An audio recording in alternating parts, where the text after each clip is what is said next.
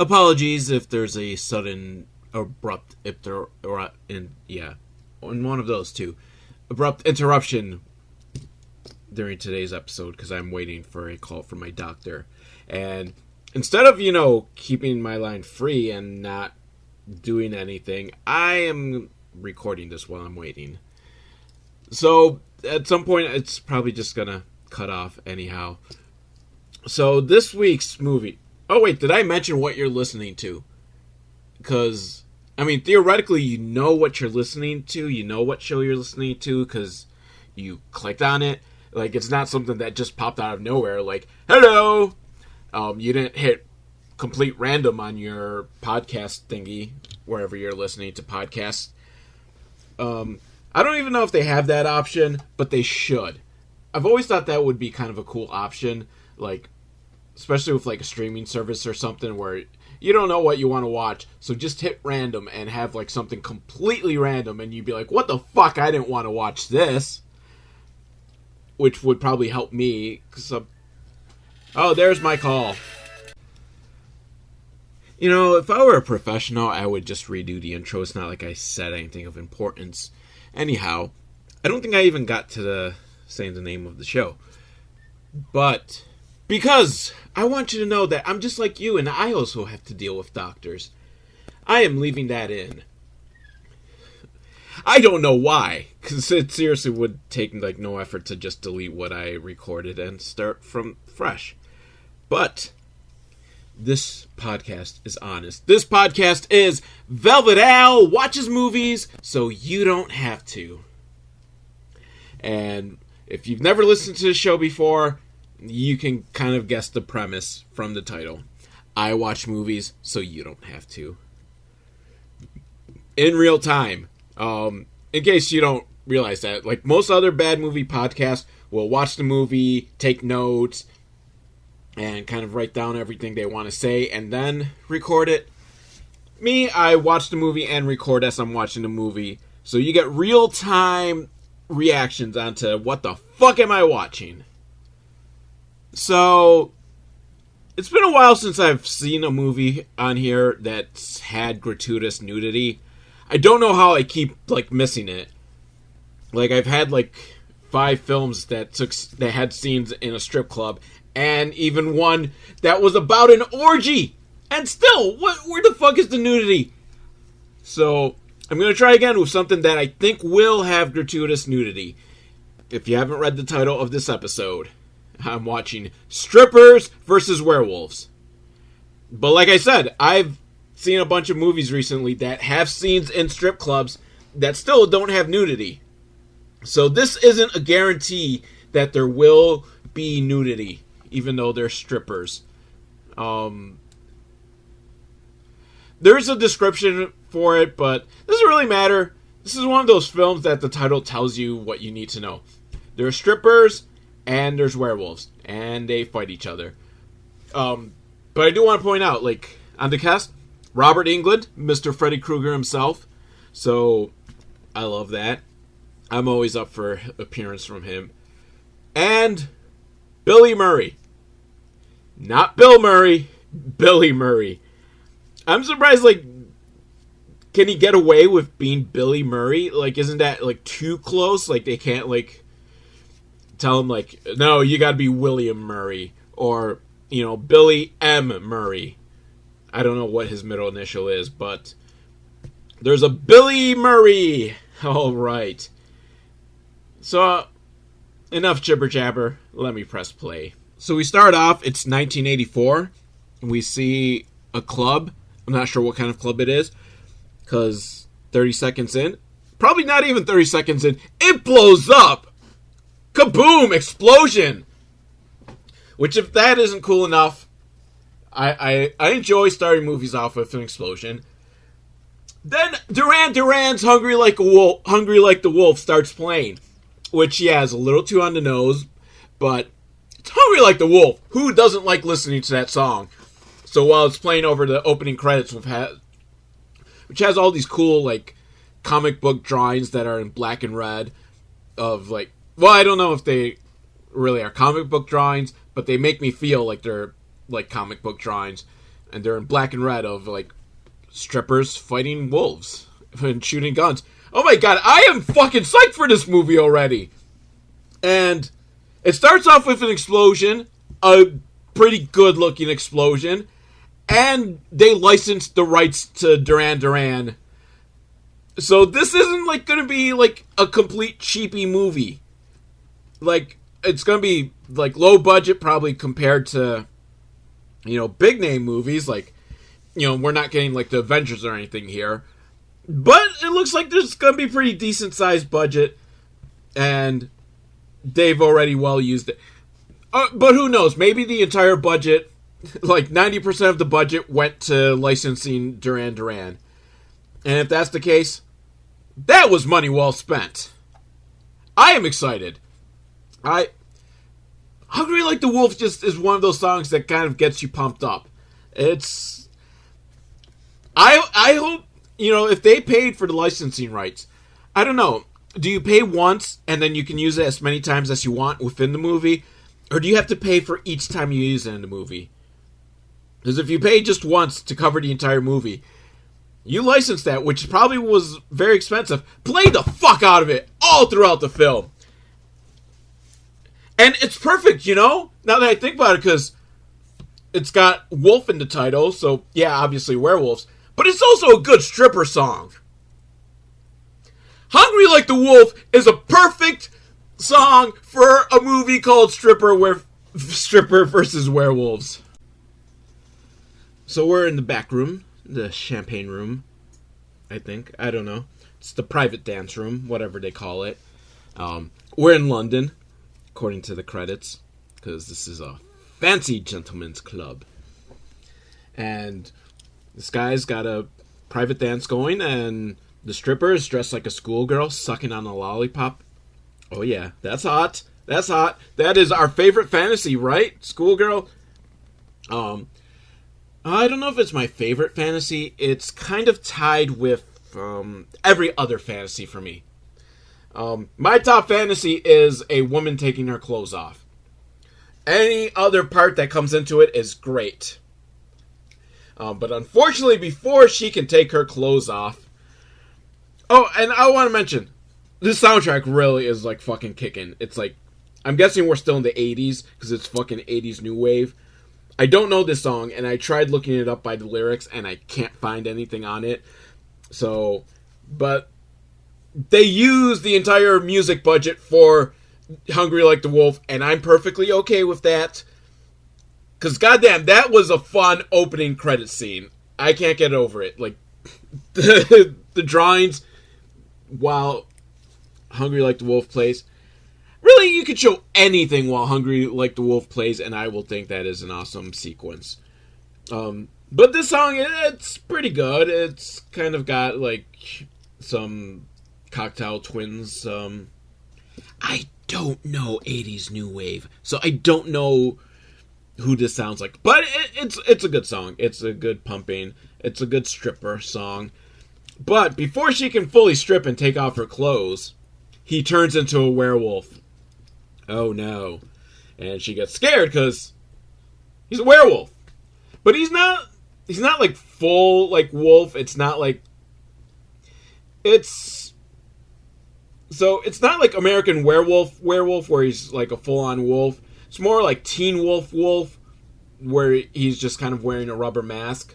But Teen Wolf the movie, not Teen Wolf the series, in which the wolves become wolves by growing sideburns. That really bugged the fuck out of me from that show. Like, seriously, they had, like, the lamest werewolf transformations. Because they didn't really transform. They grew sideburns. I can grow decent side of sideburns. And I ain't a werewolf. But anyway, she's scared, so she stabs him in the pen. I mean, she stabs him in the eye with a pen. She didn't stab him in the pen. I don't know if he had a pen on him. Stabbing a pen, I don't know if that would do much. But she stabbed him in the eye, which killed him. And so now we get a sequence, because the muscle security bouncer guy, whoever he is walking through the club, and the credits say, the strippers. And every time he passes a stripper, her name flashes on the screen, which I'm not going to go through because I'm not going to remember these strippers' names anyhow. But, I mean, it's not because they're strippers. For those of you who've never listened to my podcast before, I am terrible with names. I always forget, like, half the people's names. So, that's why I often will just describe them by, like, what they look like, or if they're a famous actor, by that. So, but we're introduced to the strippers, and there's strippers dancing, and they're wearing that black tape on their nipples, crossed like an X. It's one of those strip clubs. Why couldn't they set this movie in, like, Canada? Where they go the full Monty with their stripping. How is it? I keep watching these movies with scenes set in strip clubs that still show no nudity. How does that happen to me? If you're out there listening, send me a request for a movie that shows strippers actually showing their boobs. I don't know. But, so they get to the dance room where the dead werewolf is dead. The security guy, and I'm guessing she's either the manager or the owner of this club. And they're like, what the fuck did you do? You stabbed him in the eye. And she's like, he was scary. Because, of course, now that he's dead, he's turned back into human form. He's not werewolf form. But he still has a boner, even though he's dead. So, at least he died with a boner. I don't know if that's a good or a bad thing. Is it good to die while you've got a boner? I mean, ideally, it'd be better if you died after you come. So, if you died with blue balls, is that the worst way to die? I don't know. Really, there's probably no good way to die. Now we're introduced to the werewolves, as it says on the screen. And there's these, like, gangster thug guys, and they're torturing a guy because he did something. I don't know. They're trying to get some sort of information. And I thought the gangster thugs were the werewolves because I'm like, oh, that makes sense. The werewolves are, like, gangster thugs. Like, yeah, I could see that. And, he's got, like, he's, like, the perfect evil gangster guy, like, just relishing, like, the torturing. And, like, oh, we got this foot.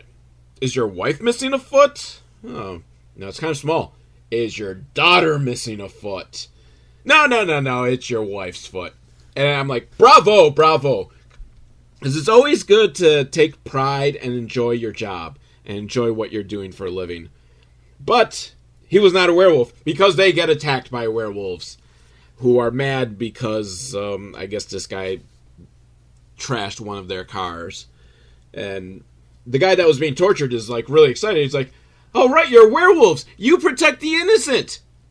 Which is something I have never, ever heard in werewolf mythology. Is this something? I don't think I've ever seen, like, a werewolf movie where werewolves, like, protect the innocent. Unless, the werewolf themselves are good people. But even then, like, when they become werewolves, they... Oh, Don. Sorry, more doctor business. But yeah, I've never heard this mythology that werewolves protect the innocent.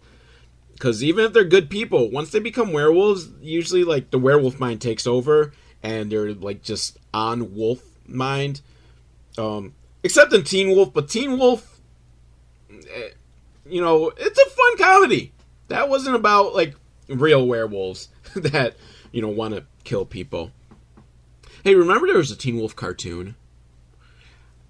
But, anyways, the werewolves, they're like, yeah, no. Fuck this saving the world and protecting innocent people. And they eat the guy. Because they are werewolves. And that is what werewolves do. They eat people. Back at the strip club, the manager lady, she's like, was that a silver pen? Like, yeah, it was a silver pen. And manager lady realized, and that's why he's dead. He's a werewolf, so, she doesn't say werewolf, because it seems like the other people don't know, about werewolves, but she's telling him like, we kind of gotta take care of this, or else some really nasty creatures are gonna be after us. And we're unfortunately not dead yet. So she knows that the werewolves are out there, and she knows this guy was a werewolf. And so, they gotta chop up the body. Which, unfortunately, even as they're chopping up the body, it still has an erection.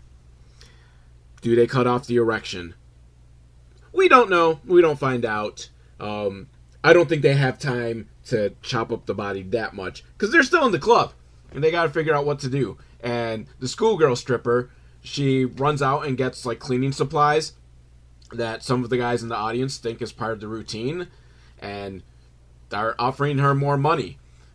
Because, and this is pre-COVID, but that was my thing, once we had the plague, that stripper routines were going to start incorporating, cleanliness and hygiene and just cleaning. Just cleaning the stripper pole. That was going to become the new routine.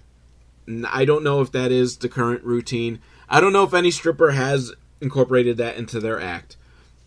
But while they're chopping it up, we're cutting back and forth between that and a stripper stripping. And she doesn't have the tape on. Yep, we've got nipples. 12 minutes in, this movie passes the Velvet Owl test. I don't know. I need to get a buzzer or something for when movies pass the Velvet Owl test. If you're first time listening, the Velvet Owl test states that a movie needs gratuitous nudity within the first 15 minutes. And this film has provided that. So between that and Duran Duran opening up this movie, I love this movie. This movie is fantastic. But it does make me question then, why did the other strippers have the nipple tape? So is it an option that every stripper can decide for themselves if they're going to go full nipple or wear the nipple tape? Because I think strip clubs should have a little consistency. At least as far as nipples are concerned. So the schoolgirl stripper and the bouncer, they managed to take the body out.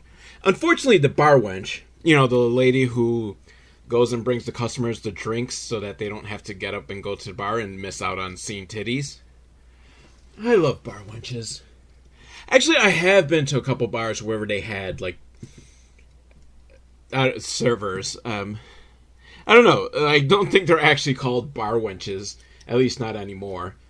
But, yeah, I once did go to...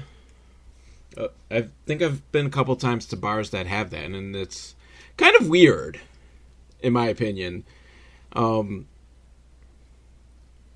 it is what it is, really. Anyhow, she's dressed like an angel, and she walked in and saw the dead body. And now she's basically catonic. Catonic? Yeah, she's in a state of catonia. I have no fucking clue how that word is actually pronounced. She's in shock. She's in shell shock. Oh my god. But then the bartender, he's like, oh, what's wrong with her? And the manager lady, she's like, oh, it's 1984 or whatever year she said. And she's like, you have to go get, and I've already forgotten the name. So I don't know who it is that they're getting or what. Because, it could, even though it's a name, it could be the name of a weapon or something. That sometimes happens. Meanwhile, over at some boutique, there's this punk girl. Not full on Mohawk punk or anything. Kind of a mall punk. Yeah, we'll say more mall punk. Like Ashley from WWE. Or she was just punk enough. You probably don't get that reference, so we'll say kind of early Avril Lavigne, except without the tie. This girl kind of looks like Ashley, though, from WWE. So yeah, she's kind of punkish, and she goes to try on some underwear, but little does she know that the mirror that she's using to check it out and see how it looks is a two-way mirror. And on the other end of the mirror are some of the werewolves. There's Mohawk werewolf, and there's a werewolf that looks like a fat Vinnie Jones, just obese Vinnie Jones. And obese Vinnie Jones is just fucking fapping it he's like, oh boy, oh, this hot punk chick, oh, and we get titties, twice within the first 15 minutes, we have gotten 2 women with gratuitous nudity. This might be one of the best films that I've done for this podcast. And he's just fapping it. He's like just going crazy, and Mohawk Werewolf is just like, dude, calm the fuck down. Just, it's like, oh, you've like never seen titties before. Even though we've probably done this two-way mirror thing like 500 times. And you know what? I'm just gonna say it, like, the first time you see boobs is like so super fucking exciting. The 500th time you see boobs, it is so super fucking exciting. Now, backstage at the strip club, the strippers are changing and talking stripper things. I imagine it's what strippers do. But one of the strippers, she has dreams. She has hopes. She is gonna one day be a singer.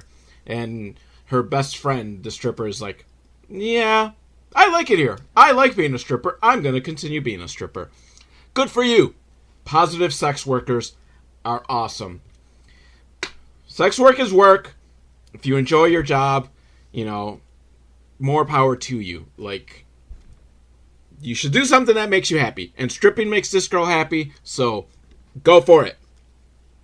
And the one that wants to become a singer, she's like, hey, how about we do a routine based on Bad Moon Rising? And I'm just fucking psyched. I'm like, holy shit.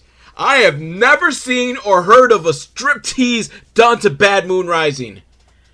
But then the other stripper's like, or we could just do what we usually do and take out our tits. Which is good. I'm not going to say anything bad about it, because that is always a good thing for strippers. Take out your tits. But damn it, no, I want someone to do a striptease to Bad Moon Rising. If you're out there and you're a stripper or know a stripper, just work on a routine to Bad Moon Rising. That would be so fucking hot. But so they go off, and I don't know if they're really like important to the story or we're just killing time. And schoolgirl stripper comes in, and she talks to this one stripper like, oh, you got that occultist boyfriend, right? Maybe he can help out with something. And she's like, well, yeah, but we kind of broke up. And the reason they broke up was because she's a stripper. Now, it's not one of those, like, he's looking down like, ugh, you're a stripper. It's you're a stripper and have stripper friends. You are fucking out of my league. You are too hot and too cool for me. And so, yeah, he has nothing against her stripping. He's down on himself. He's like, I'm too ugly and too uncool to be with you. And it's just going to end up not working out. So I don't want the heartbreak of it, because no one can ever love me. Not even my mom, because she sold my soul to the devil when I was young. Which I guess is how he got his occultist powers and all that. And the stripper's trying to, soothe him like, no, you're plenty cool. You fight vampires, and you speak 14 languages, and you trapped a ghost one time. And he's like, but the ghost escaped. So, I'm not even good at my job. And it's over. And unfortunately, on top of all that, he clogged up her toilet.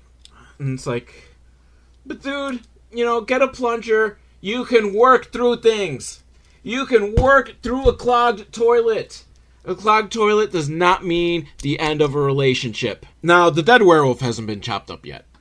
So now that's the job of the bouncer who's got the body down in the basement. Which I guess, you'd rather chop up a dead werewolf in the basement than upstairs in the strip club. So, yeah, that makes sense. And, you don't want to subject the schoolgirl stripper to it. So he's chopping up well, he's not even chopping it up. He's just kind of smashing the dead werewolf. And then takes a break to drink a Foster's. Foster's. Australian for beer. Do you kids remember those commercials? Do they still make Foster's? I don't think I've ever tried a Foster's. I kind of want to try one now. Do they still... I want to trace what the Australians get drunk on. So, and then bartender and the manager lady, they're trying to figure out a plan because they know, like, shit, the werewolves, if this werewolf knows, like, the major werewolves, the big thug werewolves, shit's gonna go down. Over at the boutique in the back room, Fat Vinnie Jones has gone into werewolf mode and is chasing the mall punk girl. Why, dude? You know, you got to fap it while she was changing clothes, and she's naked now, and he's chasing her all over. But why? Why kill her? Why not let her be, and then maybe another day she'll come again, and you can fap to her again. Just fapping it. Fapping sounds weird. Should I say jacking it? Jacking it is much more fun to say. So, you know, she could come back another day and you can jack it again. But the head werewolf, the big, you know, thug guy. Well, he's not big. He's just, you know, like, high level. He's like the main boss. He's like, you know, our friend Mickey, it's not like him to be late. What's going on? So they call his phone. And... why, oh why do you do this, bouncer? But he answers the phone. Like, he just picks up the cell phone and hits answer. He doesn't actually answer as in speaks anything. But why? If you have a dead guy and his phone starts ringing, why is your instinct to answer the phone? I never answer someone else's phone. My wife's phone goes off. I am not answering it. I let it go to voicemail. Even though I would probably 100% be allowed to answer her phone, I don't. So I certainly would not be answering some dead guy's phone. But since they hear it and then the bouncer decides to smash the phone, why not just let it go to voicemail and then smash the phone? Why did you answer? Because now that they hear the smashing, the werewolves are like, shit, something's going on. Something happened to Mickey. We are going to go out and help Mickey because we're werewolves. Arr! They don't do the arr, although that would have been fucking awesome. Damn it, if you're a werewolf and you're making a big speech about how you're a werewolf, you gotta end it with arr! Otherwise, what's the point? What's the point of being a werewolf if you're not gonna make the fucking wolf sounds? Now, back at the strip club, the bar wench, who's still in just a state of shock, she's like telling customers, like, she stabbed him with a pen in the eye while he had an erection. And everyone's kind of like, whoa, this girl's crazy. So manager lady, like, pulls her away, and this other stripper comes out and like, who wants to see a magic trick? I do! You cut away! I want to see what magic trick the stripper would do. Because I like magic. I like strippers. A stripper doing magic tricks would be fucking awesome. Oh. So we don't get a striptease to Bad Moon Rising, and we don't see a stripper doing magic tricks. I am so disappointed in this film. I wouldn't even have thought of these things I want if you hadn't suggested. But so we cut over to the werewolves. They're sniffing around. They're sniffing the scent of their werewolf friend, of course, and they're going to track him down. Meanwhile, strippers are getting ready because I guess the bar's closing, and they go backstage, and the other strippers, they've got the nipple tape. So, I'm guessing the filmmakers could only convince one girl to show her nipples. So you just kind of got that whole, like, thing of, like, okay, well, we got one stripper who shows nipples. How do we deal with the other ones? Because we can't have them just be, like, wearing bras. because that's lame, like all the other fucking movies I've been seeing recently that have strippers that don't take off their bras, because I don't know why. But if you got one stripper showing her tits, the rest have to show, so I guess it's a compromise. Like, okay, your boobs are out, but your nipples are covered, so, it's A-okay. They're not seeing everything, so you're fine, you're not a hussy. Not that I'm saying strippers are hussies. I'm just saying the mentality behind nipple tapes is that you're thinking nipples are offensive, and people think strippers are hussies, and we gotta get away from that mentality. And one of the strippers, I think the schoolgirl stripper, she's showing off her engagement ring, and she's like, oh, this is so awesome. And, but I still haven't told my fiance that I'm a stripper. You gotta tell him at some point. You gotta tell him from the beginning. Because not every guy is super cool and awesome and thinks, you're a stripper. So what? Who cares? It's what you want to do with your life. Fine. I have no recourse over what you do with your body, what you choose to do. Which, fuck Sting and the police with telling Roxanne that you don't have to put on a red light. She has self-autonomy. She can put on the red light if she wants to. Fuck you, Sting. Who are you to tell Roxanne what to do? Just like, this girl's fiance. You gotta let him know you're a stripper, because if he's not cool with it, he's not the right guy for you. And meanwhile, the werewolves are still sniffing around, and they're following the lead. They are gonna find their friend. So the strippers are headed to the garage, where the bouncer guy, he's trying to put the dead werewolf body into the trunk of the car. He's tied up in a bag, so, they can't see that it's a dead werewolf guy. But they're like, well, what is it? What are you? And bouncer guy's like, oh, it's just a punching bag. Yeah, to teach you how to punch. Yeah, and it happens to have an erection. Yeah, that's to help you learn to punch a guy in the balls. Which, smooth. Quick thinking there, bouncer guy. Because, actually, that would be, a good idea. Especially for, female defense. Self-defense classes. If you just had, a body, a, mannequin body that was anatomically correct so that all defenses are available to a woman. Because the balls are sensitive. And if you can hit a guy in the balls correctly, it's going to buy you some time. So, I like this idea.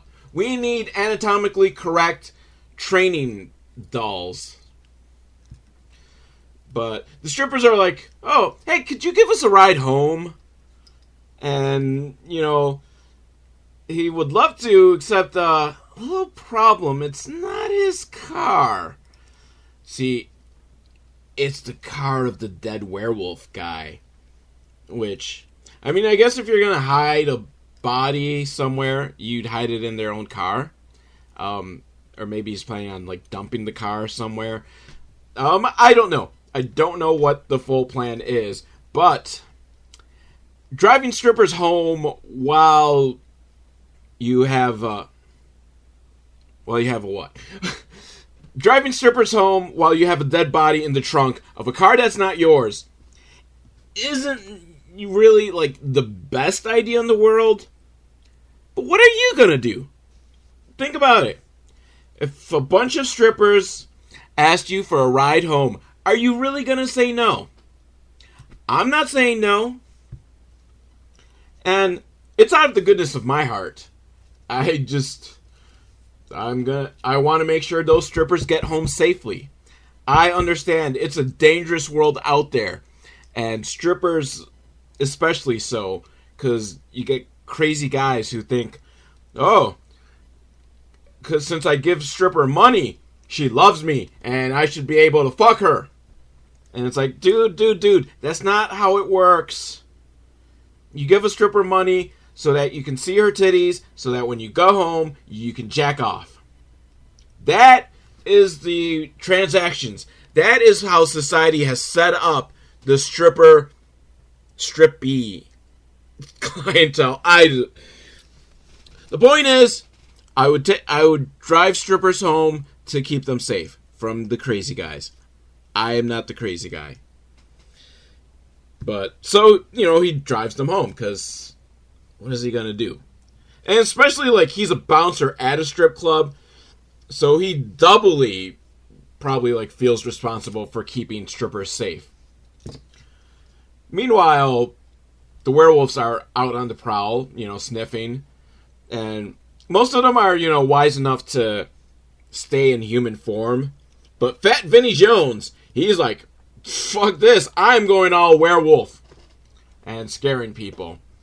Because he doesn't believe in being inconspicuous. And schoolgirl stripper, who's no longer dressed like a schoolgirl, but I didn't bother learning her name, so she's still a schoolgirl stripper to me. She's with her fiancé, and he drives her home, because he's a gentleman.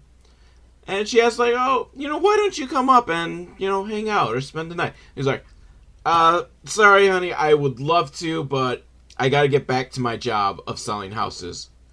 Which, okay, yeah. It's like 2 a.m, but yeah, I could see that. You have to go sell houses at 2 a.m. That's, believable. Now, Bouncer Dude is at a garage waiting for his friend, which I'm assuming that to take the car, which I assume is what he told the story to one of the strippers, because the other strippers he's taken home, but this one has stayed with him because she fancies him. I like that. I like saying fancies. It's very proper. It feels distinguished. Feels did I say it feels proper? That's what it feels like.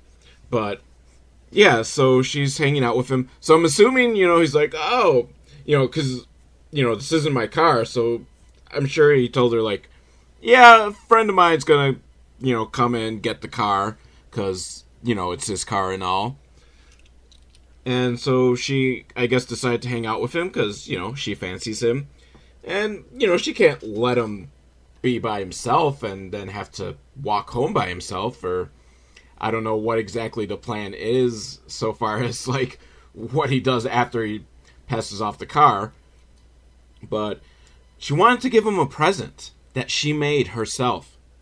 And this is like, I say, the sweetest present I've ever seen anyone, because it's handmade. That's what really like brings the heart of it. It's a pair of brass knuckles. But better. It's got the guy's name on it. And written backwards. So that when he fucking wallops someone with brass knuckles, it leaves his name on their forehead or wherever he's punching them. That is fantastic. I mean, a little problematic in that if you're just kind of randomly punching some guy, do you really want to leave your name on it? Like, sure, it could serve as a warning to other people. Like, yeah, don't fuck with this bouncer guy because he's got a pair of brass knucks with his name on it. But it also, if they go to the police, that's kind of, evidence, I think, that, it was you. Like, oh, dude, see? He left his name on my fucking forehead. And what? And, how are you going to be like, oh, no, it was someone else? Well, let's see the brass knuckles you have. Oh, your brass knuckles have your name on it, so it was fucking you. Anyways, the friends, quote-unquote, show up, and it's a bunch of teenage wannabe thugs. And, he's paid them to, trash the car. Completely destroy it. So, bouncer and stripper, they leave. And over in an alleyway where the werewolves are, Up shows up. Up, up shows up. Yeah, I am doing well with my grammar today. So, but showing up. Oh, my mind is. Who shows up? Oh, yeah. Schoolgirl stripper's fiance shows up. Oh. And he's not attacked. He's friends with them. Oh my god. Is he a werewolf? This could be a problem. That she killed a werewolf and her fiance is a werewolf. Once they find out it was her, he's gonna be conflicted. But so at least we know he's lying about, selling houses at 2 a.m. So the werewolves, they follow their sniffer and they find a dead body, which, remember, is in the car.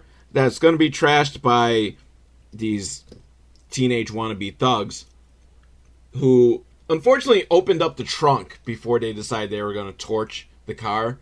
And they're like, what's this? And the werewolves, with impeccable timing, show up. They're like, yeah, that's our friend. And while we don't see it, we hear the screams of werewolves eating the teen wannabe thugs. Which shows you that werewolves aren't all bad. So it's morning now, and the bouncer has walked the stripper home, and they had a really good time. And you know what? They'd like to do it again. And it's very sweet, and I hope things go good for them. I hope it works out. I hope they get a happy ending. I'm happy for them. Please let things go good for the bouncer and the stripper. Meanwhile, schoolgirl stripper has a nightmare.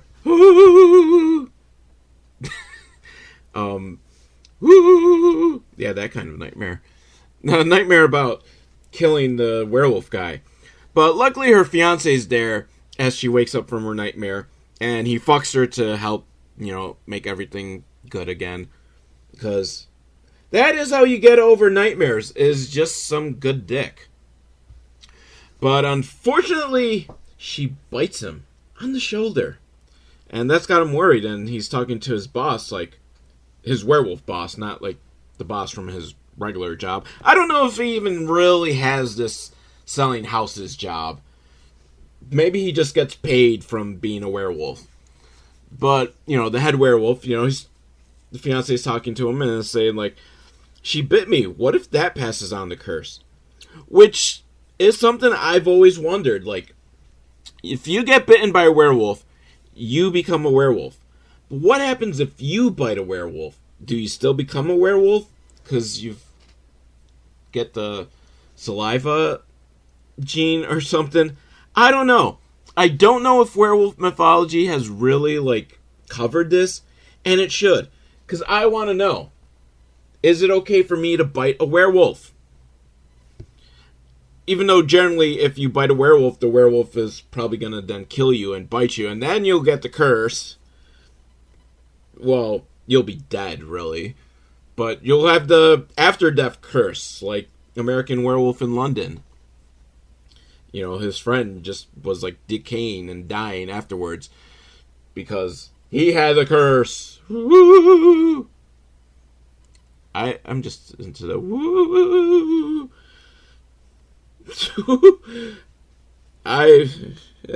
Yeah.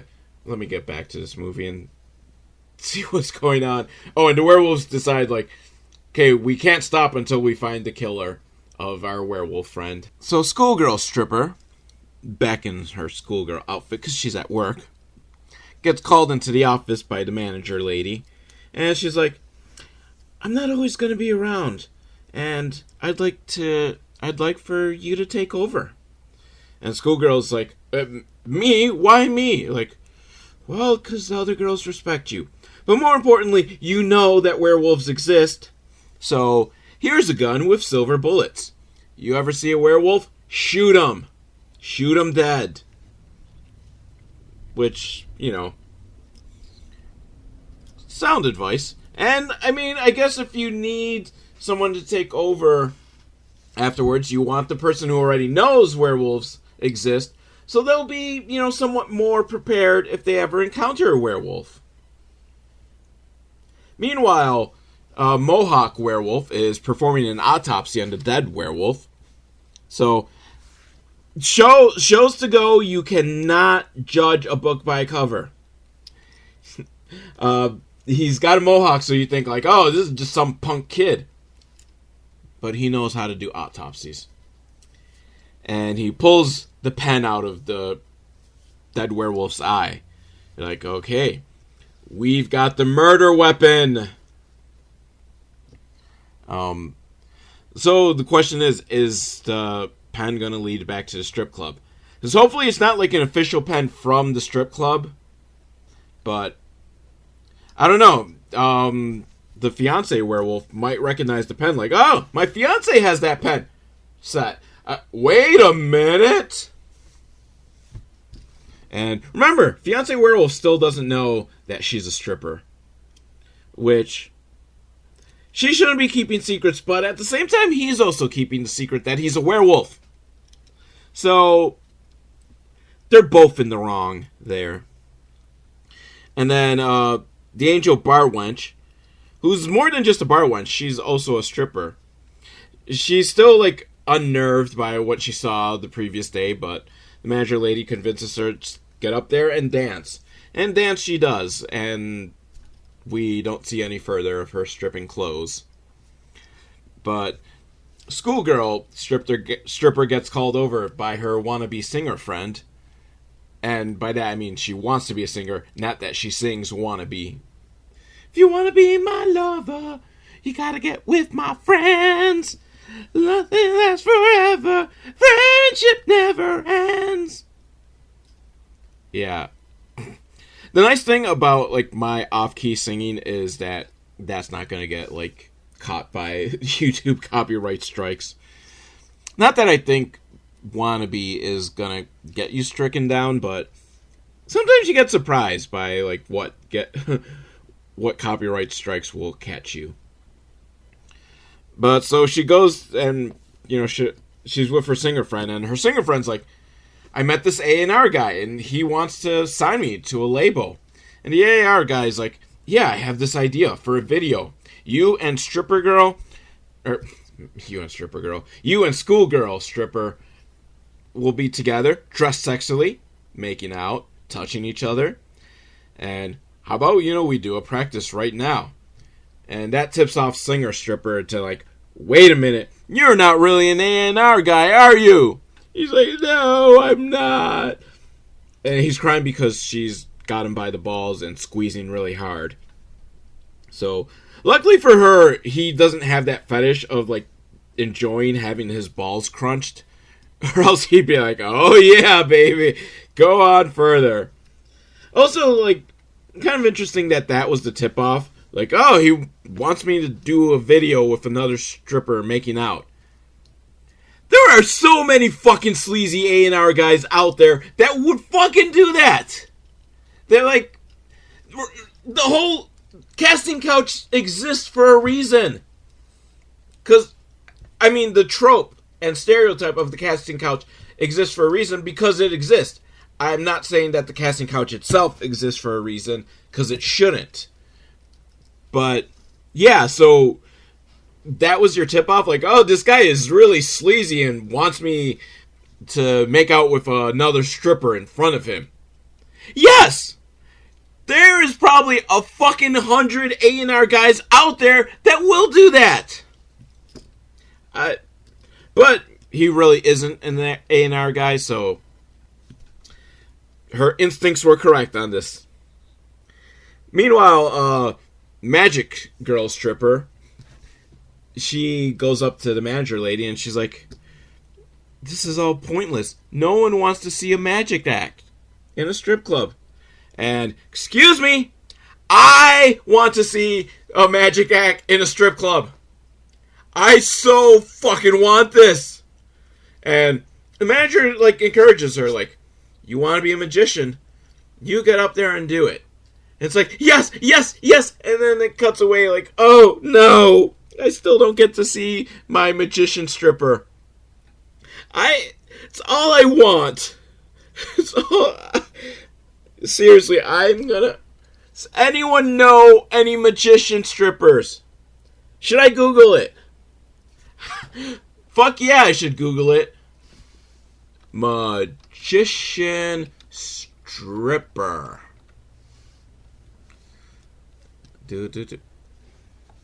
There is a stripper magician. Hanky Panky. It's a 5-minute choreograph. I don't know how to pronounce that word.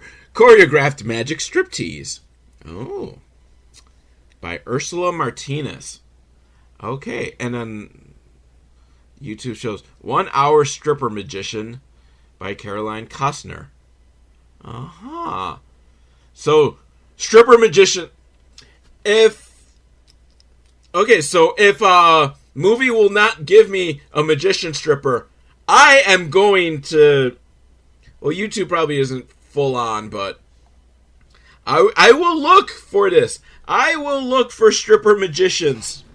This is so exciting, knowing that if the movie doesn't give me a magician stripper, there are, stripper magicians. Now, would it be better to say stripper magician or magician stripper?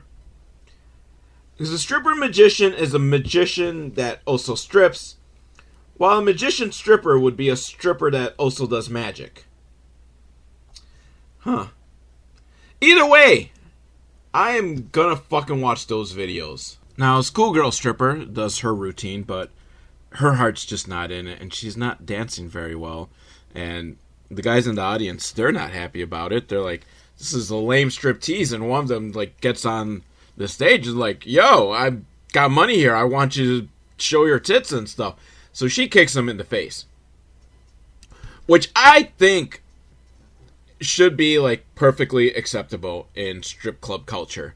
That if a guy is being too overbearing, the strippers should be allowed to just kick him in the face. And then this way we can just it'll eventually become just a safer environment, because guys will know, hey, I should not cross the line because I do not want to get kicked in the face. But then you might get some guys that have a kink for getting kicked in the face. So it's a precarious balance you got to hit there. But she doesn't feel well, so she calls her fiance to come pick her up. And he's out on the hunt with the other werewolves, but he's like, yo, I gotta bounce. My girl's just in a bad state of mind. So he goes, picks her up. I don't know if he picks her up at the strip club, or if she went somewhere else and pretended that's where she needed to be picked up from. Because remember, he does not know that she's a stripper. So, I don't know, maybe this is how they finally, break the subject. Oh, yeah, you picked me up at a strip club because I am a stripper. But, fuck, what happened next? Oh, yeah, so now the bouncer guy and the... Please forgive me. Oh, so the bouncer guy and the stripper that he's going to have a date with, they're getting ready and they're just excited. And bouncer guy, he orders some delivery food that he's going to put in the pot and pretend he cooked himself. Nice move. I don't think there's anything wrong with that.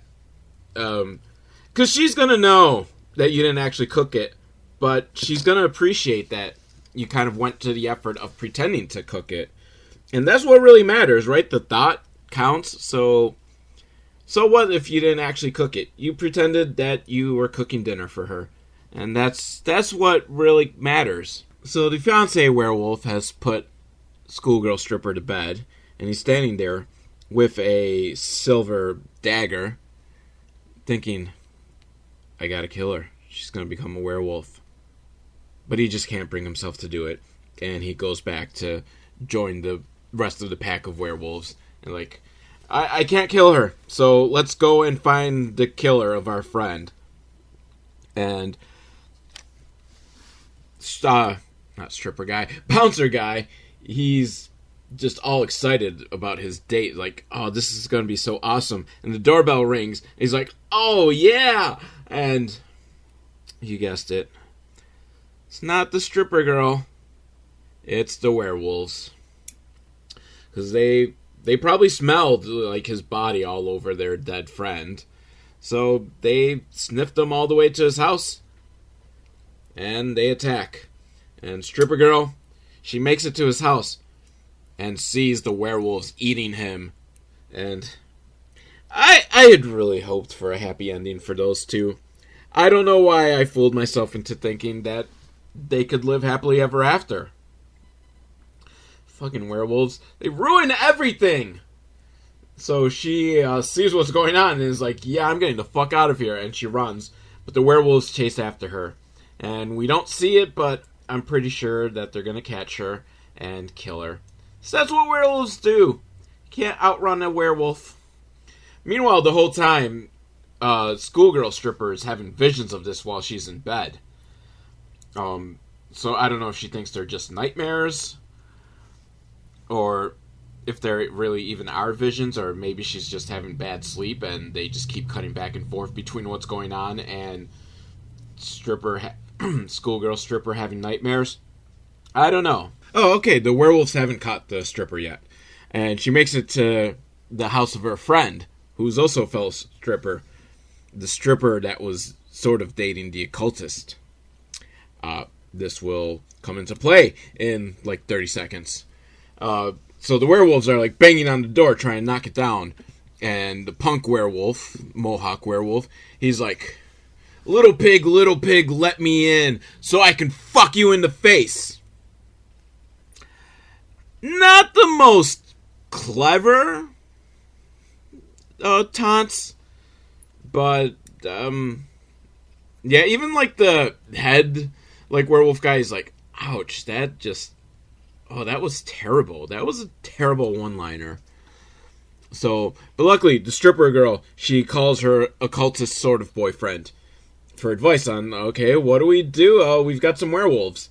And not really the best time, because he's fighting off some hot twin sexy vampire girls.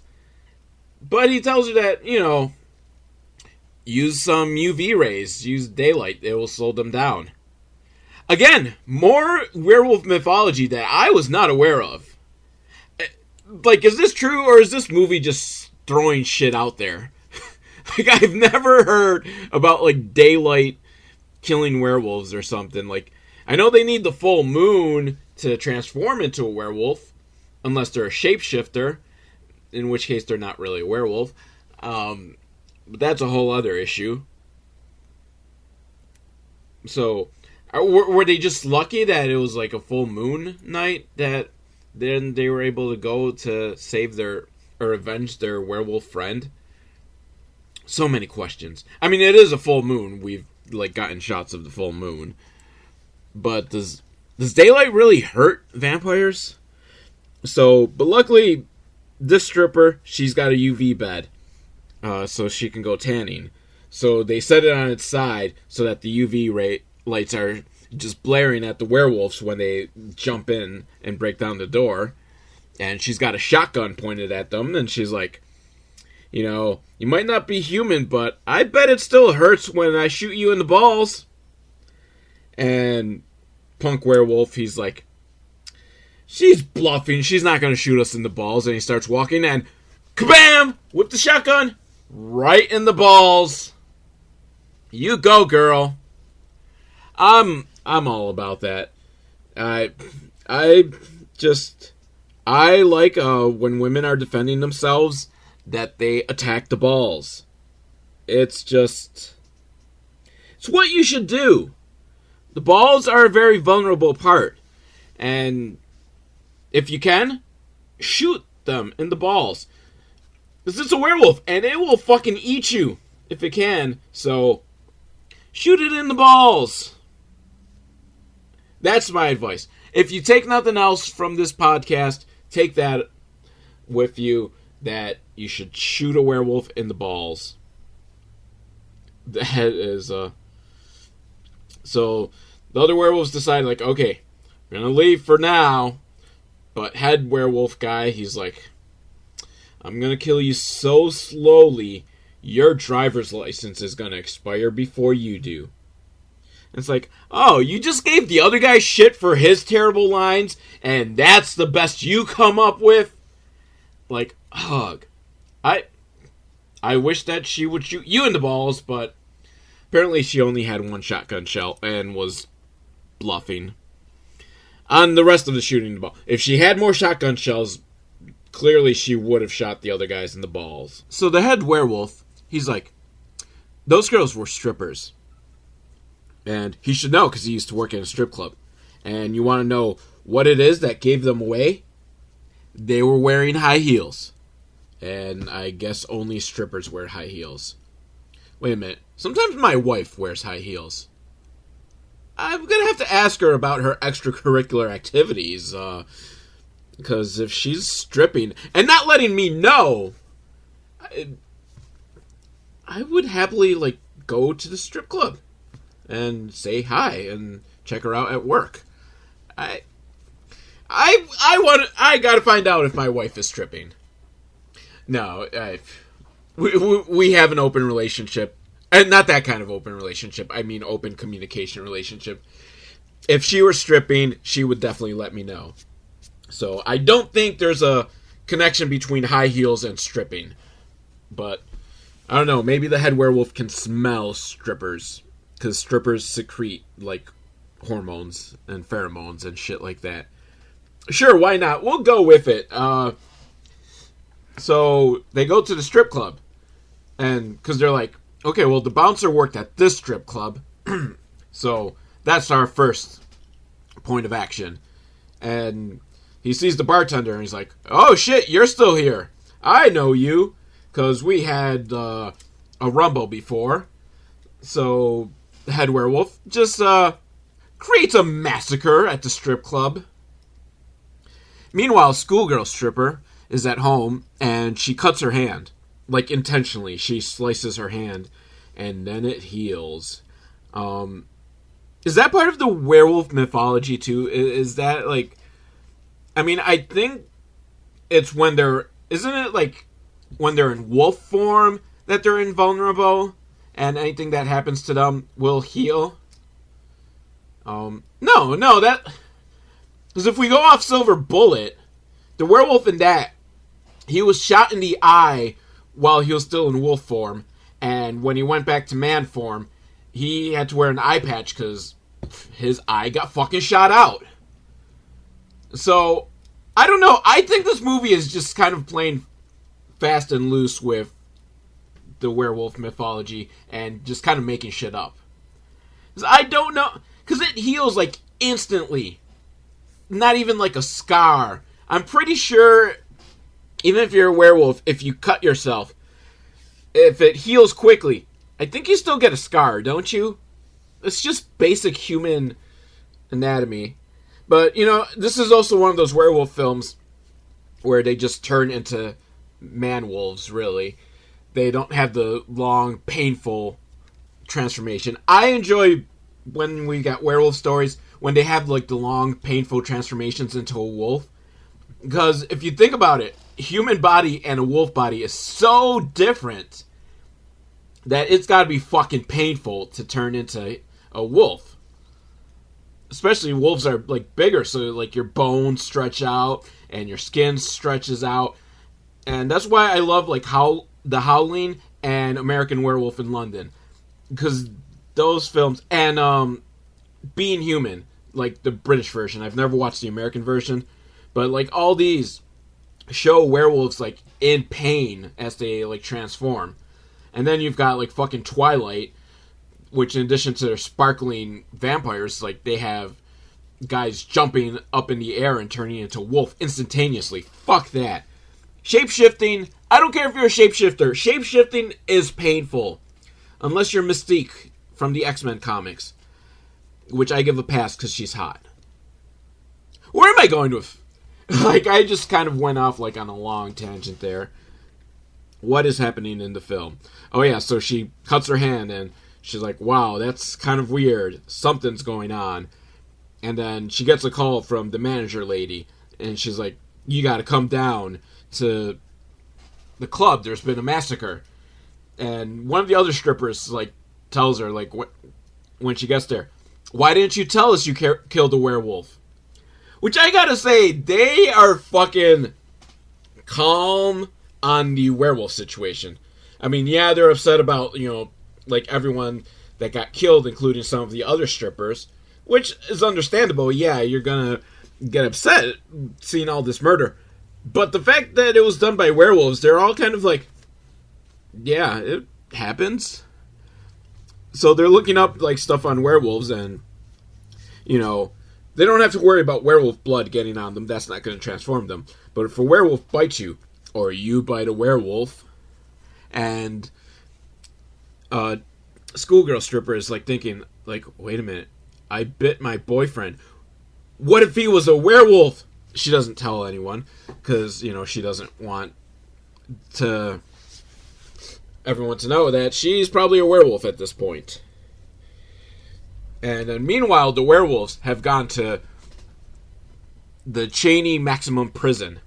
Get it? Chaney? Because Lon Chaney played the Wolfman, which I blame The Howling for this. But The Howling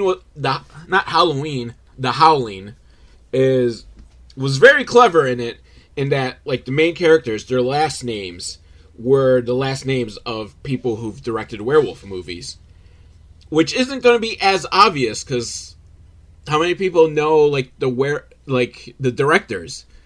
Because some of these guys are, like, obscure, too. Like, so, but Final Destination did that, too. But they did directors of, like, suspense movies. But they named one of them Hitchcock. To kind of just throw it in your face. Like, Hitchcock, get it? Because Hitchcock directed suspense films. So, but I don't know. Maybe Chaney Maximum Security isn't as obvious. Like, do kids these days know Lon Chaney? They should. Look him up, kids. So, but at the Lon Chaney Maximum Security is Robert Englund. Finally, he's in the film. And he plays, like, the head alpha werewolf of another clan. A clan that was killed. Because remember back at the beginning when the strip club was blown up? That was his clan of werewolves who were attacking that strip club. So they blew up the strip club to kill the werewolves. And the person who ran that strip club? Yes, it's the manager of this strip club. But even though she did it once of blowing up her strip club, she doesn't want the new plan to be blow up the strip club. Why not? At this point, you've had a massacre in the strip club. People are probably not going to want to come back. They're going to have that whole, like, this is the strip club everyone got killed at. Do we really want to go? Let's go find another strip club. But so the two sides are making their plans. Like, Robert Englund's like, get me out of here. I will lead your pack and I will kill those bitches. And the bitches that are not bitches, they're just strippers. They're like, okay, we're going to attack the werewolves and kill them with silver. Because silver is how you kill a werewolf. So at least, they've got that. And fuck, was it? Fuck. They were reading something of the werewolf book. And I can't remember now, but there was some other thing that I was like, what? Is that part of the werewolf mythology as well? What was it? Fuck.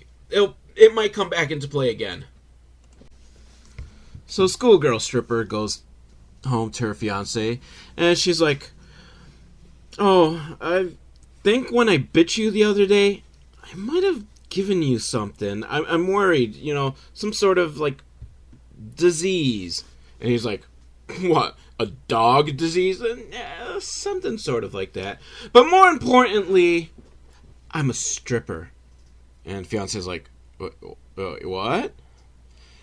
What club do you work at? And she tells him, and he's like, it's going over in his mind, like, she's a stripper at the strip club we just attacked for killing our friend.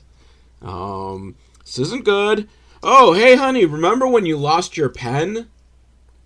Which I think is kind of odd. She told him that... Was this like a super special pen? That she like would tell him like, oh, yeah, I lost my pen. I mean, yeah, it was special because it was a silver pen. But still, just... I don't know, just kind of a odd thing to me to kind of bring up to someone. I lost my pen. I'm sad. Other shit happened, but my pen is gone. And he's like, was that pen made of silver? She's like, yes. And he's like, oh no. It's her. She killed my werewolf friend. So he pulls out the dagger that he was going to kill her with earlier, which is also silver. Luckily enough. I don't remember now. Was the dagger specifically because it was silver? Like, yeah, I don't remember if he, like, had doubts that maybe she turned into a werewolf. But anyhow, he's got a silver dagger. But she's got a revolver that has silver bullets. And they're kind of just aimed at each other. And the fiancé is like, oh, looks like we've got a Mexican standoff. And she correctly points out, it's not quite a Mexican standoff, because she's got a gun, and he's only got a knife. And, you know, we don't bring knives to a gunfight. So, you know, he leaves, because he realizes, like, because at first he thinks, like, oh, maybe she won't shoot me, but she's got that serious look in her eyes, and she cocks the gun. And once the gun's cocked, you know that they have the intent to shoot. So we get a montage of the strippers preparing, and they're making their own silver bullets and silver high heels. That is smart.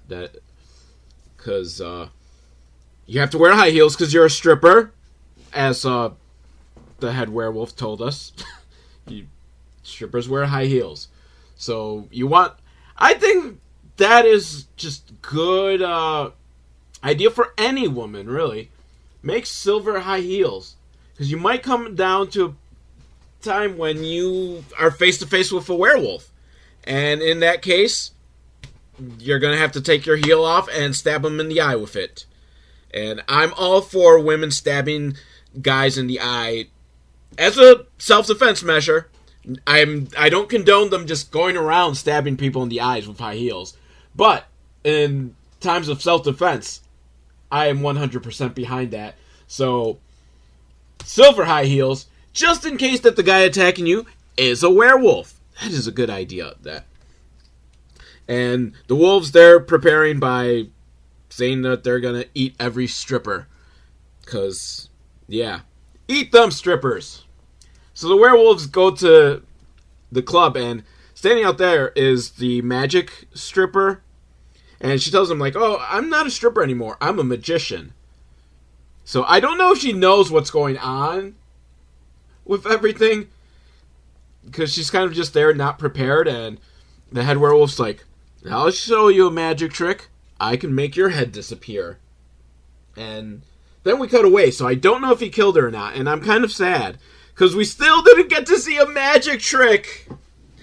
Oh, so such a letdown on having a stripper that can do magic tricks. Although apparently she doesn't strip anymore, she just does the magic tricks. But that could have been a great act. So they go in, and it's time for a show.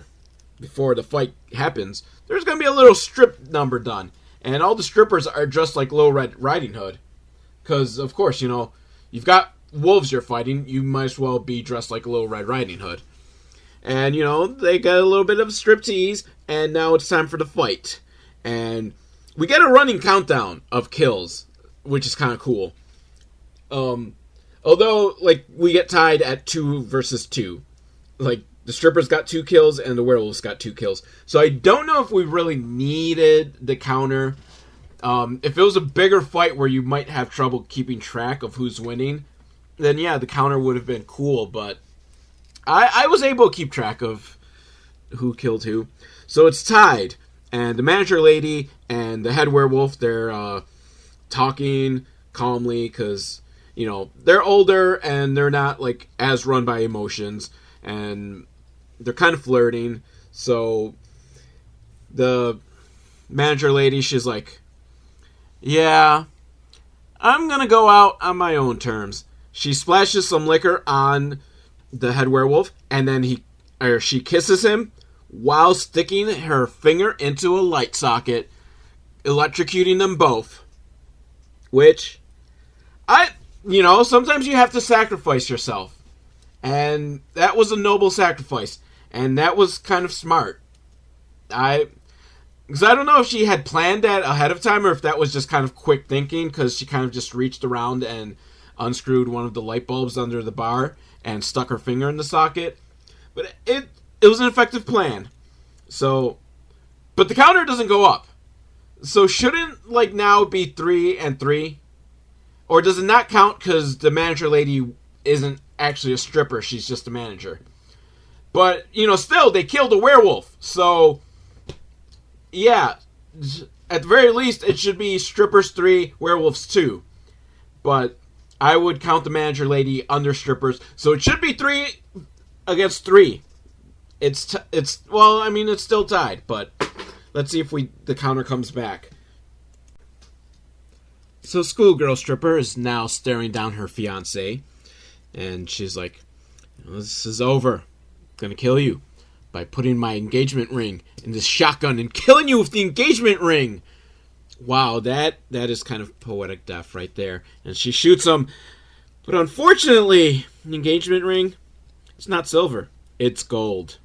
And gold doesn't kill a werewolf. So, they are just shit out of luck right now, right?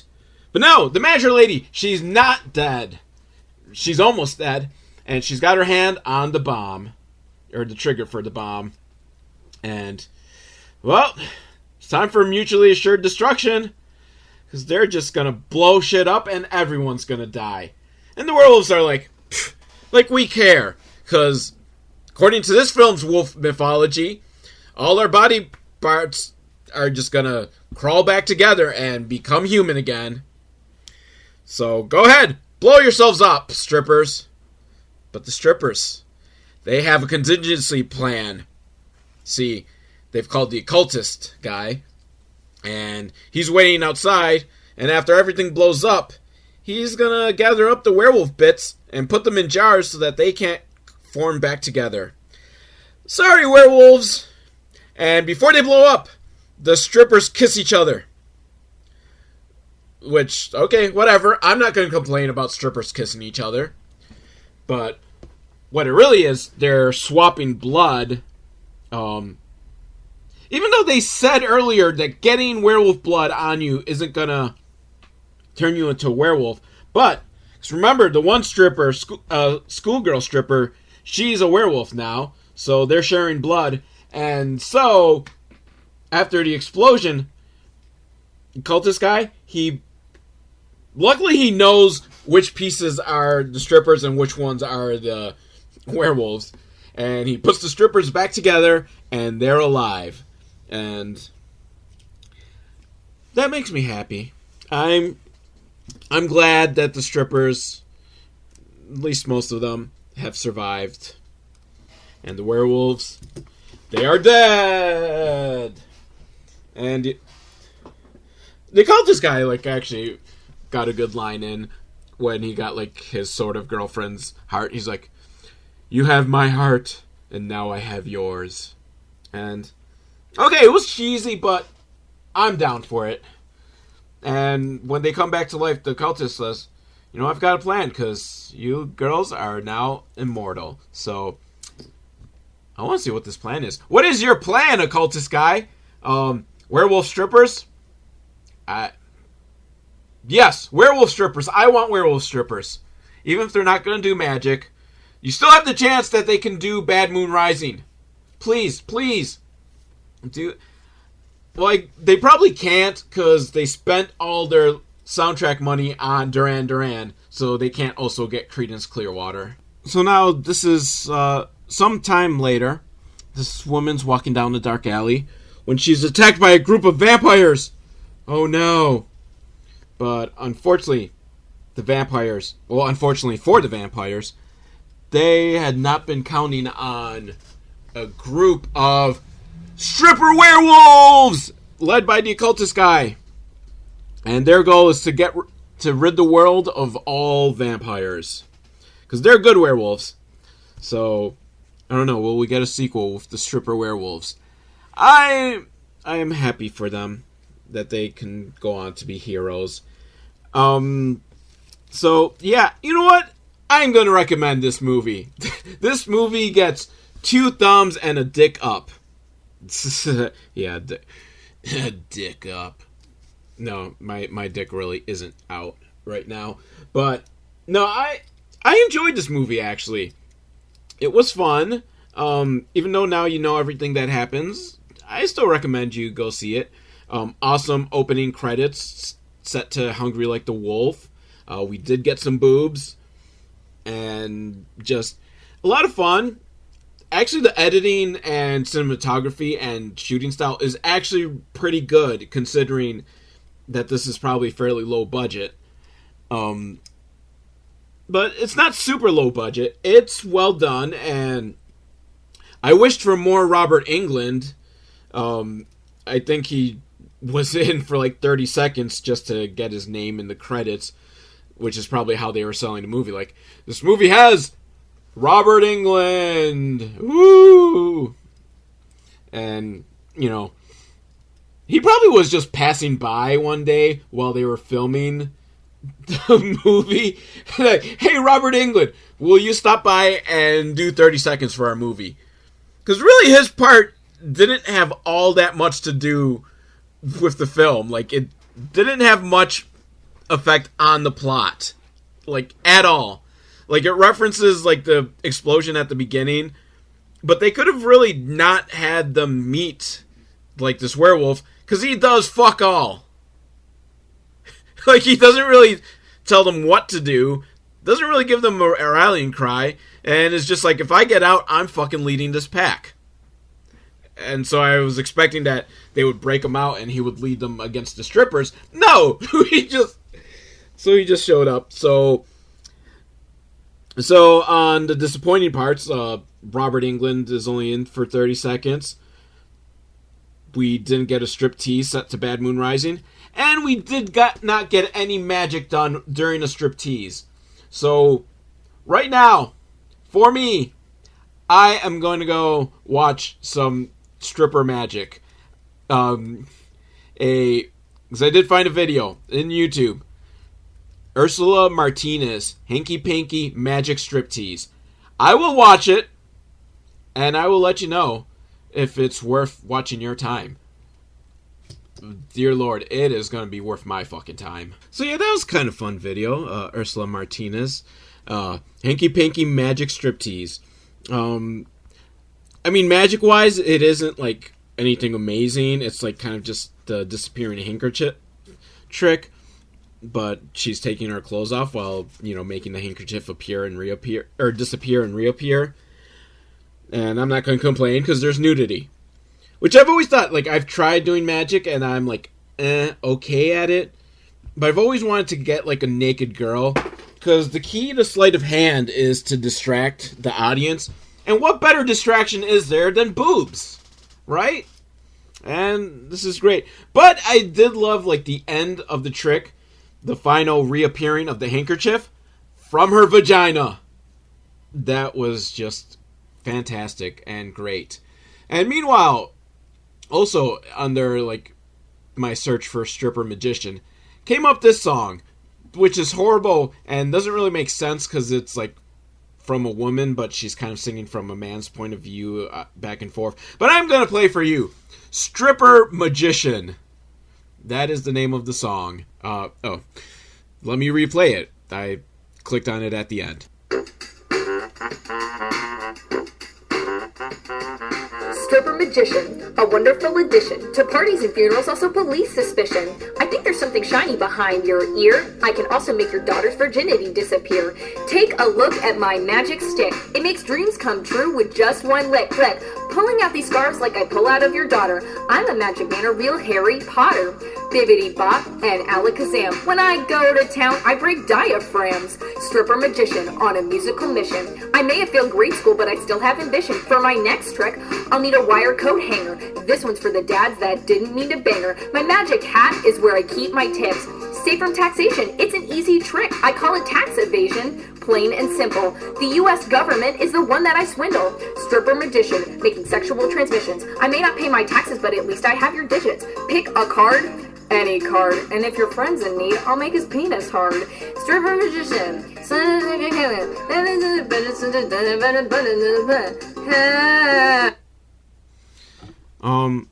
I don't know why I originally thought that she was singing from a guy's point of view.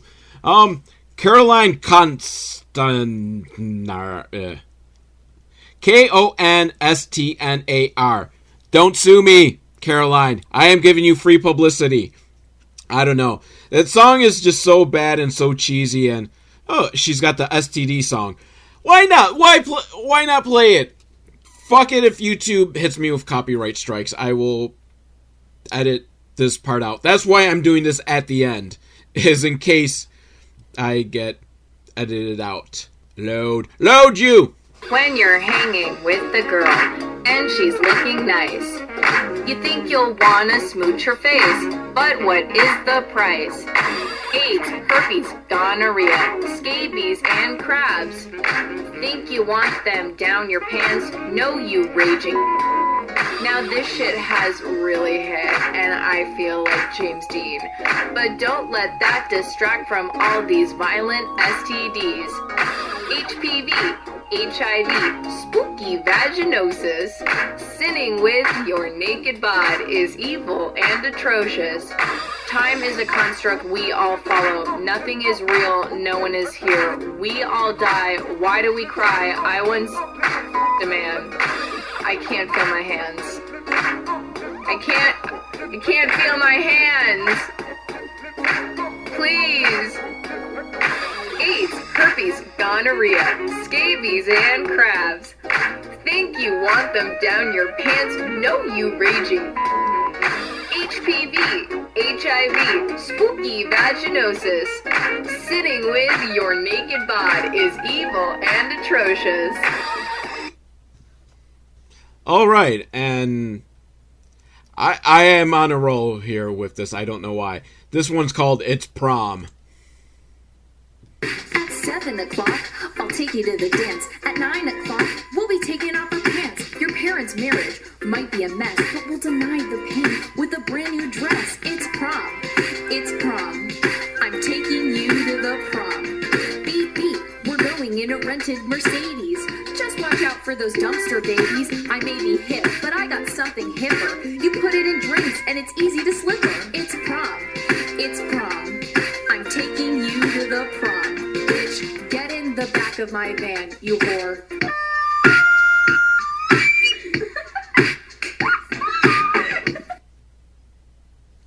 I don't know why she is making me laugh so much. It's terrible. And normally I don't like stuff that is like intentionally terrible. And this is like, she is so super like intentionally terrible. But it is funny because it's so bad. There is something to be said about like you're intentionally trying to be bad in hopes of being funny. And when you miss the mark of it and are not nearly as funny as you think you are, it's fucking hilarious. Okay, I swear this will be my last one. The depression song. Sleep, shit, lack of motivation, eating ass, living fast, sleep deprivation, stomach hurts, feeling worse, trying not to cry loud, piss for fun, now I'm done, your mom was plowed, don't feel like writing down anything funny, but I still want to make that YouTube money, want to get Domino's, share it with a blonde hoe, but I can't find my phone and she kinda said no, why does my back hurt, now I want Deezer, I don't care, in despair, nap time, nightmare, took a dump in a slum, I can hear the neighbors hum, watched a movie, looked at boobies, now I'm kinda feeling groovy. She just describes my life right there. Yeah, like, I don't know.